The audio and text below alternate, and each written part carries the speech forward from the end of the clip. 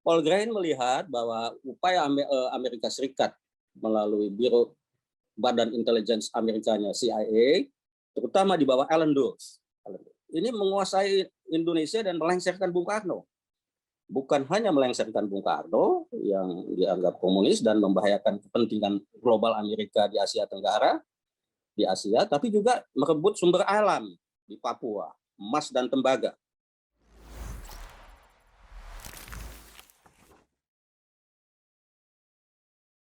Baik, terima kasih Pak Edward, menarik sekali ulasannya. Dan tadi sambil mendengarkan, saya juga lihat pertanyaan-pertanyaannya juga kritis-kritis dari peserta, menarik sekali. Dan kalau tadi mengurai 36 tulisan buku ini, di awal tadi kita bicara dengan Mas Patris, dengan Mas Henry juga bahwa ya geopolitik dan situasinya ini kan dinamis sekali. Iya. Jadi kalau hari ini bicara perang dagang, bicara Xinjiang, nah cikal bakal CIA, OSS, itu pada tahun 43 bikin film untuk mendukung Tiongkok melawan Jepang. Iya. OSS menjelaskan wilayah Tiongkok itu adalah Tungpe, Manchuria, Mongolia, Xinjiang, dan Tibet. Tidak diganggu gugat. Itu OSS. Itu yang bikin Amerika. Dan hari ini film tersebut, kalau kita dan salah satu produsernya adalah tokoh terkenal wartawan perang Robert Capa. Oh, yang iya. Dan film tersebut sudah semakin banyak yang mengklik di YouTube sekarang, jadi ada tambahan konten sensitif. Itu menarik. Itu jadi buat saya, CIA menjalankan tugasnya untuk kepentingan Amerika Serikat, dan kita juga punya lembaga intelijen untuk menjalankan kepentingan nasional kita. Patokannya adalah dasar negara kita dan konstitusi kita, dan mereka juga bekerja sesuai misalnya tadi yang diulas oleh Pak Edward dengan Bung Henry soal misalnya Permesta. Di situ ada Alan Pope. Alan Pope jadi tokoh antagonis di kita, tapi jadi pahlawan di Prancis. Alan Pope itu dalam pengepungan Dien Bien Phu, dia menerbangkan pesawat mengedrop logistik untuk pasukan Prancis yang dikepung Vietnam. Dan dia Alan Pope mendapat bintang Legion Honor dari Prancis. Jadi mereka hanyalah operator, jadi agen lapangan. Dan ada juga aset jaringan. Itu jadi kalau bicara intelijen, bahwa kita misalnya saya sekolah di Amerika, atau saya sekolah di Tiongkok, atau saya sekolah di Moskow, bukan berarti saya jadi agen, tapi it's part of networking. Seperti juga kita punya kursus gamelan di Amerika, punya kursus gamelan di Belanda, kita bikin networking. Itulah bagian dari jejaring kerja dalam sebuah sistem intelijen. Nah ini tadi Pak Edward bicara soal Paul Graham, data Freeport, ini menarik. Jadi beberapa bulan terakhir saya menulis sejarah tentang bagaimana pada tahun 1800 kan Amerika sudah mendata, termasuk di Chicago tahun 1893 ada pavilion Jawa, dan betul-betul potensi seluruh dunia itu di mapping oleh Amerika Serikat, yang kemudian tahun 1898 perang Spanyol Amerika mulai melihat ada kesempatan untuk mengembangkan sayap. Ada Puerto Rico, ada Kuba, ada Filipina, tapi dengan dasar Amerika sebagai bangsa merdeka dan bukan punya prinsip kolonialisme, maka upaya yang dilakukan adalah eksploitasi sumber daya, bukan penjajahan fisik. Beda dengan kolonial Barat lama, tapi intinya sama, bagaimana bangsa Barat menguasai sumber daya. Intinya bahwa tatanan dunia yang dibangun sejak, kalau kita lihat perdagangan rempah Venesia, ini menarik. Venesia dengan Iskandar Alexandria, satu jaringan pedagang Muslim, satu jaringan pedagang Kristen. Tapi pada zaman itu Alexandria dan Iskandaria dengan Venesia secara aturan mereka seharusnya tidak boleh berdagang. Tapi demi keuntungan mereka berdagang, dan karena perdagangan rempah inilah akhirnya Portugis Spanyol ke Asia, kemudian Inggris, Belanda juga ke Asia, dan seterusnya bangsa-bangsa Barat. Jadi inti adalah filosofi bagaimana menguasai resources, bagaimana menjaga keunggulan, dan itulah yang sedang dilakukan di zaman pasca Perang Dingin. Kalau saya lihat pesan dari buku ini, ketika mesin kripto, bahkan terakhir pekan lalu sedang ramai di Eropa dan Amerika ketika soal komunikasi para pemimpin Eropa diintercept intelijen Amerika.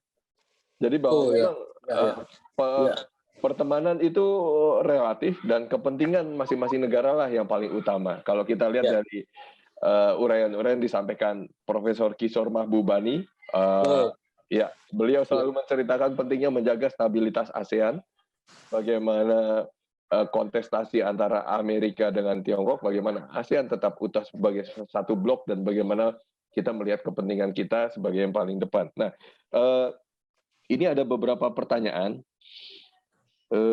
Saya coba pilih yang menarik nih. Ini ada yang mirip dari Pak Gautama Safri dan Dr. Anil Dawan. Bagaimana operasi kontra kita?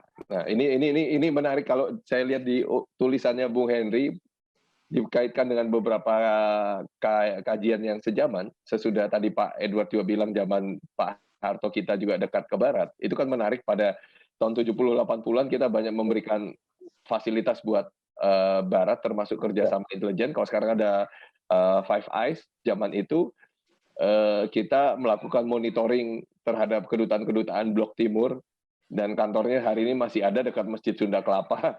Itu walaupun tidak difungsikan sebagai stasiun monitoring lagi, tapi masih digunakan sebagai salah satu lembaga telik sandi kita. Nah, ini bagaimana kontra intelijen yang dilakukan Indonesia? Mungkin Pak Edward bisa menjawab dan Bung Henry menjawab, dari Dr. Anil Dawan dan Pak Gautama Safri. Silakan, Pak. Waduh, kalau untuk hal mengenai isu ya bagaimana operasi kontra intelijen kita, saya rasa saya tidak punya kompetensi untuk itu, Mas Iwan ya. Tapi barangkali Mas Henry punya background ya yang tidak dimunculkan di dalam buku ya. Ketika menulis buku ini kan kita mengumpulkan berbagai informasi ya untuk memahami landscape-nya seperti apa gitu ya. Operasi counter kita, saya rasa saya tidak berkompeten ceritakan. Tapi kalau diambil di zaman Orde Lama ya, Mas Iwan barangkali ya masih ingat berbagai instansi ya, sipil militer ya punya badan-badan intelnya di kita ya, punya ya. Salah satu yang kuat ya dan dominan dan kemudian ditumpas adalah BPI ya, Mas Iwan ingat ya, Biro Badan Pusat Intelligence ya, di bawah pimpinan Waperdam 1 Dr. Subandrio merangkap Menteri Luar Negeri ya.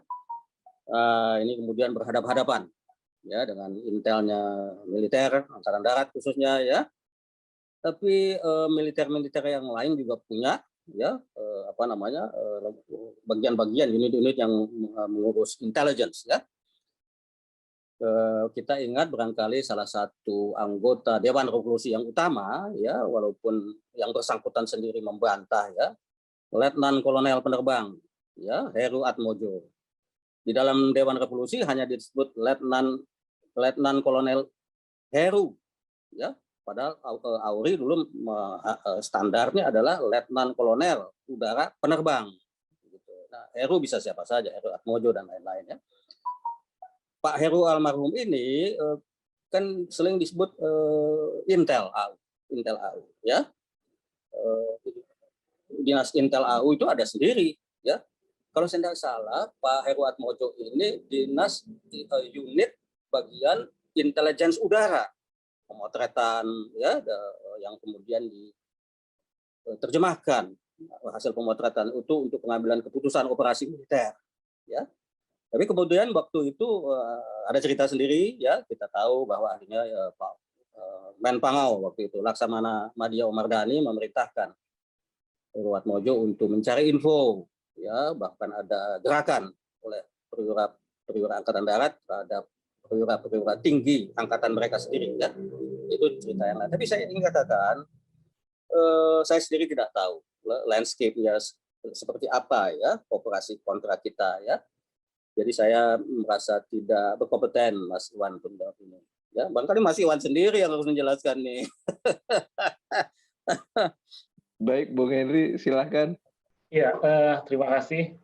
Pertanyaannya sangat menarik dan saya kira sulit juga. Memang di buku saya tidak secara spesifik mengulas satu tulisan misalkan kontra intelijennya terhadap operasi-operasi ini. Saya lebih menyajikan kepada peristiwa-peristiwa gitu, peristiwa-peristiwa dari operasi rahasia CIA di Indonesia. Tapi sedikit memberikan gambaran bahwa yang saya lihat justru counter intelligence saya kira memang pasti akan muncul dari intelijen kita yang kontra dengan Amerika. Tadi Pak Edu sudah menyinggung bahwa Dr. Subandrio memimpin BPI, Badan Intelijen kita, tapi kan sejauh ini kita tidak terlalu begitu tahu bagaimana upayanya waktu itu. Malahan yang sangat saya kira kurang begitu kritis ketika kasus dokumen Gilchrist kan gitu. Itu saya kira salah satu kasus intelijen yang sangat mudah sekali gitu bagi intelijen asing dengan membuat sebuah dokumen yang dianggap palsu karena sampai sejauh ini kan dokumennya kita tidak tahu dan itu begitu saja diyakini kemudian dilaporkan kepada Presiden Soekarno gitu. Artinya itu kontrintelijennya tidak terlalu berfungsi dengan baik. Tapi justru yang saya lihat adalah bahwa Indonesia sejak awal kemerdekaan sampai seterusnya justru memiliki hubungan yang baik, saya kira, intelijen Indonesia dengan CIA. Salah satu contohnya misalkan agen intelijen pertama CIA di Indonesia namanya Arturo Campbell, tahun 47, dia kerja awalnya di konsulat Amerika di Batavia. Nah, yang membantu dia itu seorang kolonel, namanya saya nggak lupa namanya ya, dia seorang kolonel di Yogyakarta. Nah, ini cerita ini diceritakan cukup menarik oleh George Cahin, karena George Cahin juga tadinya mau direkrut oleh Arturo Campbell untuk membantunya, tapi kemudian dia menolak dan orang yang membantu Campbell justru malahan orang kita, gitu ya, militer kita. Saya kira itu sangat terkait dengan lawan dari militer itu sendiri, dan kita tahu kita lawan dari militer sejak masa terutama setelah 48 itu adalah komunis. Jadi ada kesamaan lawan sehingga bisa bekerja sama. Gitu. Nah, pada tahapan berikutnya, tadi Pak Ibu juga sudah singgung bahwa Indonesia banyak menerima bantuan dari CIA justru. Tahun 50-an itu angkatan pertama dilatih oleh CIA di Saipan, Pulau Saipan. Jadi lebih ke, saya melihat justru ada hubungan yang saling membutuhkan begitu. Memang pada masa Orde Baru juga pada komunisme masih juga diwaspadai dan itu juga menjadi satu agenda bersama. Operasi-operasi yang dilakukan di Indonesia juga terkait dengan itu. Jadi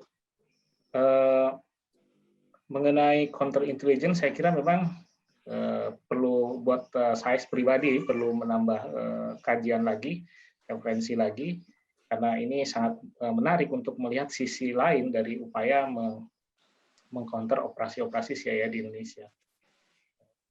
Mungkin itu, Mas Iwan. Terima kasih. Baik, terima kasih, Mas Iwan. Maaf, ya. Boleh saya tambahkan sedikit, Mas Iwan ya? Silakan, Pak Edu. Silakan. Terima kasih. Iya, barangkali dalam konteks ini yang perlu kita juga pahami bahwa negeri kita selalu menjadi arena pertarungan berbagai badan intelijen asing, ya. Bukan hanya CIA Amerika Serikat, ya. Di era sebelum peristiwa 65 banyak negara-negara asing melibatkan badan-badan intelijen di sini, ya. Ada Uni Soviet, ya, ada Jerman Barat, Jerman Timur, ya, Cekoslowakia juga, ya, ada agen Intel Ceko yang juga sudah membelot ke Amerika, ya, Bittman kalau nggak salah, ya, ya.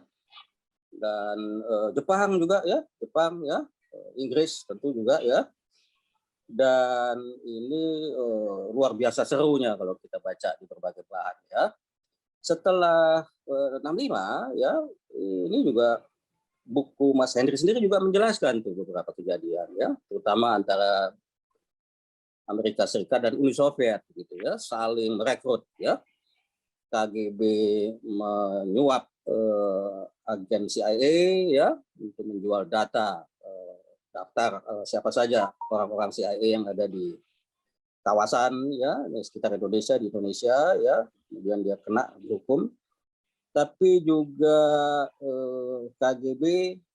CIA berhasil memperoleh data baik melalui mendekati ya orang-orang kita yang dekat dengan sistem persenjataan kita. Di situ diceritakan ya bahwa dominannya persenjataan Uni Soviet di Indonesia saat itu menjadi rahasia ya buat negeri-negeri besar. Tapi Amerika ingin ya tahu, apalagi setelah Orde Lama tumbang ya. Jadi data tentang peluru kendali